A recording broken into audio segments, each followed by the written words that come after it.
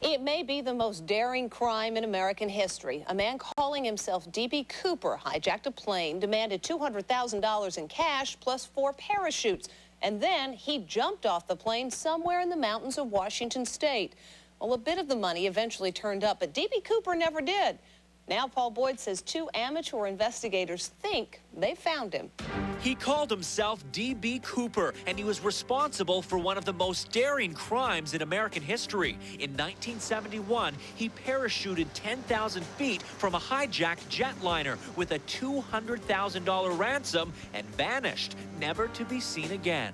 This guy got away with 200 grand, kind of stuck it to the man, and really didn't hurt anybody, and he did it in a dramatic way. D.B. Cooper became part of American folklore, and his story was made into a 1981 movie starring Treat Williams.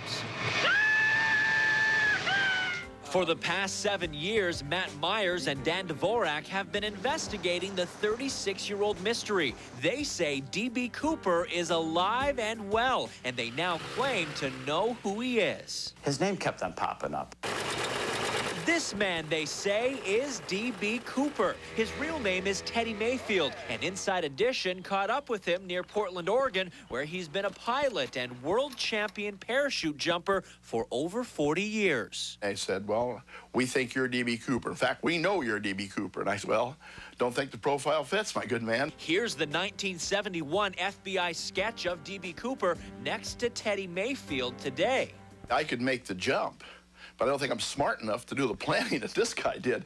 But the amateur investigators say that in 1971, Mayfield was on probation for an armed robbery conviction, and they say he was broke and desperate. A year and a half later, he's living on 36 acres with a private airport, starting a skydiving school. Mayfield told us he knew he'd be a prime suspect because of his skydiving background and criminal record. But he says he has an airtight alibi. On the night of the hijacking, he offered to help catch D.B. Cooper and made a telephone call to this man, Ralph Himmelsbach, who was the FBI agent in charge of the case. He volunteered to help any way he could. He said, I know you guys are going to be looking for skydivers.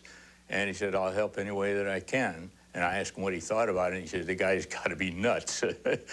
Because of that phone call, the FBI ruled out Mayfield as a suspect. But the new investigators say that's just too much of a coincidence. They say the phone call was a ruse to throw off the FBI, and it was made 2 hours after Cooper had jumped from the plane. And he could have walked to a car, walked to a telephone. It's funny how he didn't call while the hijacker was still on the plane. But yet he calls 2 hours later and says, I don't want you to think I'm the hijacker. Many believe D.B. Cooper died in the jump, particularly after almost $6,000 from the ransom was found decomposing in the wilderness 9 years later. No trace of Cooper has ever been found, and the FBI says it's still an open investigation. Now Myers and Dvorak plan to write a book about their findings, but Teddy Mayfield is making a charge of his own against them.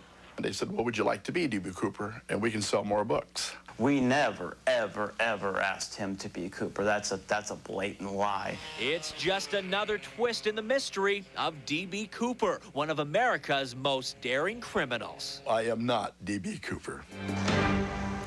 And Mayfield is not the first to be ID'd as perhaps being D.B. Cooper. At least 2 other people have been named as contenders as well.